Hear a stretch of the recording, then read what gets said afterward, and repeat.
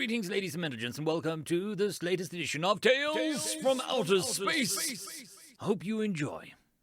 Story number 1, A Dragon's Hug, written by Fiamma Galathon. It was cold, so freaking cold. The ship was broken, the motors bent and crushed beyond repair, and I was stuck in a room with a human, alone. He seemed pretty undisturbed by the chill, and tried to make himself as unthreatening as possible. Golnax, please. I wasn't sure if I was trembling more from the cold or from terror. Why, it had to be a human. This giant with a creepy voice, like the horrors from the stories you were told as a hatchling to scare them into going to the ceremonies.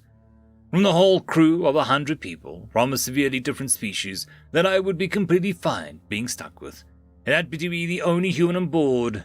Just my luck. A shiver racked with my whole body. Talfin slowly going bluish. I wouldn't survive much longer in these conditions, and help wasn't arriving any time soon. The movement captured the attention of the human, his face wrinkling. I hissed at him, hoping it would drive him off enough to let me die in peace. Too late, I recognized a telltale rumble coming from him, nearly subsonic. The translator chipped word into work. Hey, little guy.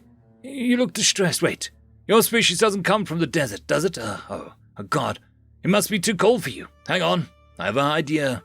His gigant, towering form scooted nearer, and my mind overcame terror. Don't! Come closer! I nearly didn't recognize my voice in the snarl that I let out. How'll die anyway? You can eat me after that. Another shiver took my body, wings starting to go numb. I'm not going to eat you. What the feck? You look like you're terribly cold. Even my scanner picks up the distress signals from yours, and we need to both be alive when help arrives. Am I that scary? Like even wild animals back on Earth weren't as wary of me as you are right now. I only want to help, really. And, well, humans are warm-blooded, and you are the size of my forearm, dude. I can share warmth. My jacket seems far better in insulation than your coat. The rumbling from the human decreased volume, but he kept talking, and lowering himself to the ground so that he could look at me in the eyes. Crew member Hiralik, aren't you? Nice to meet you. I'm Carol, from the researchers group. My thoughts started to swim away from me, but it seemed like he reached over with one paw, still talking, the low rumble muddling my thinking. I hadn't had enough energy to move away. Shh. It's funny, you know. I look scary for you, but you look like the monsters from our folk tales. Just tiny. Hey, shh. And I'm not going to hurt you. One of his claws, dull and mellow, gently touched my left forepaw. It was warm. So nice. I dragged my head closer to his arm. Warmth. Hiralik, hey bro, are you still with me? Dude, I'm gonna scoop you up. Lying on the cold metal won't do you any good. Shh. A warm appendage wrapped itself around the base of my wings, lifting me up, like Mom did when I was little. Little. So little. The world abruptly shifted, becoming darker, warmer, and smelly.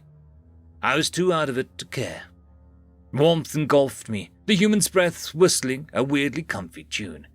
Here you go, buddy. Better. God, just tiny. Hey, I hope this isn't rude or anything in your culture. The rumble of his voice had a nice, soft quality that I was too scared to hear before. His warmth, soft claws tucked my wings somewhere warmer and grabbed the end of my tail. Touch nearly burning on the cold scales. Instinctively, I dug my claws into whatever held up to, but it was something soft yet resistant. Ah, that hurt, dude. Good that my shirt was pretty thick. Your claws are sharp. Hey, don't wiggle. Not for feck's sakes. Stay still. Good. I'm closing the zipper. Don't freak out. And done. All nice and warm. Good God. I really hope you won't backfire spectacularly. I'm gonna sit down in the corner and get the emergency blanket out of the first aid kit. Hang on, buddy. We're gonna survive. Just hang on. Shh. The gentle, warm pressure all over my body was blessing. I may or may not have started purring. You okay in there, bro? Yeah, right. Purr to your heart's content. Not like it makes me embarrassed. Lord, that was a bad idea. All right. Okay, Carol. Get your crap together, folks. The blanket. Ha! Found it! The rustling of some sort of foil grabbed my attention. Some seconds later, the world stopped trembling and shaking. Only the steady rise and fall of the thing I was clinging to remained. Hyrlik, huh? A nice name, rather chirpy, huh? I hope we both make it out of here. Your stats look pretty bad. Hey, get that tail somewhere else, please. Oh, God. Okay, bro, please. I get that it's warmer down here, but, 2 centimeters to the right, all right? Thanks. I'm not so bad at this, anyway. Do you have any family back on your home planet? I have my brother and sister. They're twins, menaces. Why am I even telling you all of this? Feck. Hey, look at me. Yes, that's good. Keep those eyes open. Don't go to sleep. We'll be all right. We'll be all right. Jacek would be so jealous. I got to cuddle with a dragon. I can't believe I said that. Hey, look at that. Your stats got slightly better. That's good. Good. I hope they'll find us soon. There. It says it should be somewhere where it's at least 40 degrees Celsius. I'm too cold for you. I could light a fire, but carbon monoxide and my lungs don't go well together. The steady rumble of the human speech was comforting. I was happy that I wasn't alone. This is the rescue group, Gerontivus. We're coming. Hang on. How many survivors? Here, crew member scientist Carol, a human. I was with a Dracorian named Hyrlik, Bay 4, Hatch 5, the maintenance room. The Dracorian, he passed in his sleep from hypothermia. I wish you could have gotten here sooner. Okay, the rest of your crew is safe. 3 dead, 2 in critical condition, 16 injured. The rest is okay. You did everything you could. We're on our way. I know, but God, it was not enough. I'm sorry. Don't be. It wasn't your fault. We're coming. Stay where you are. End of story. Story number 2. Humans Run Hot, written by writer Unblocked. So, what do you do again?